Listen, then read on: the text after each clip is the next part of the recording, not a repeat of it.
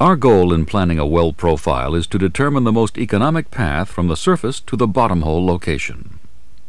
We first have to determine the target coordinates with respect to the proposed surface location. At the same time, we have to assign the target radius based on our well objectives. This target radius indicates how tightly we have to control the well trajectory. The degree of control is much less critical for a relatively thick, homogeneous interval than it would be for a thin, steeply dipping zone.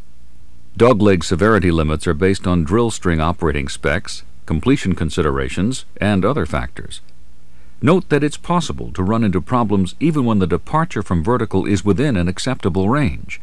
Here, even though the inclination is within its assigned limit of 3 degrees per 100 feet, the dogleg severity is too high.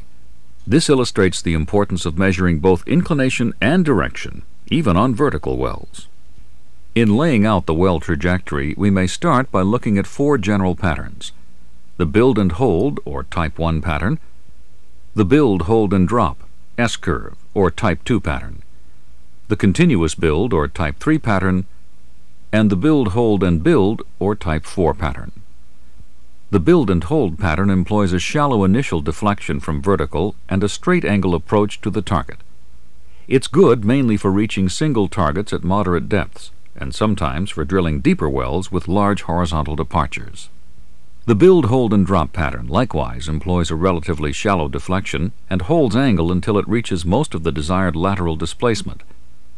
But then the angle is reduced or brought back to vertical to reach the target.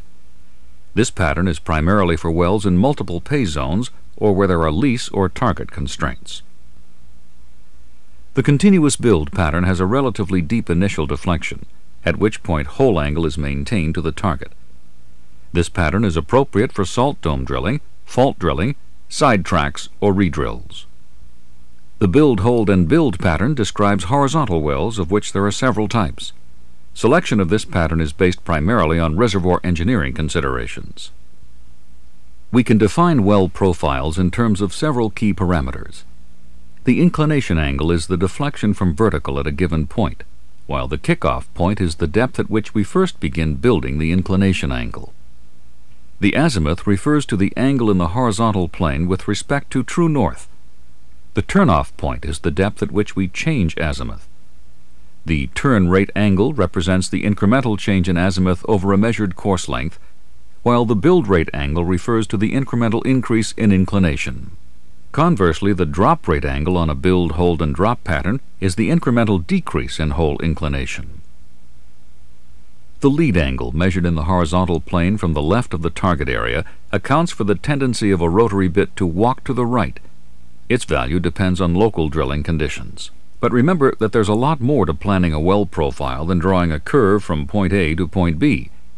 Many other factors, well spacing, casing and completion requirements, rig capacity, hydraulics, drill string design and specifications, drilling parameters, and so forth, come into play. There are a number of software packages that can be used to optimize well trajectories while accounting for these drilling variables.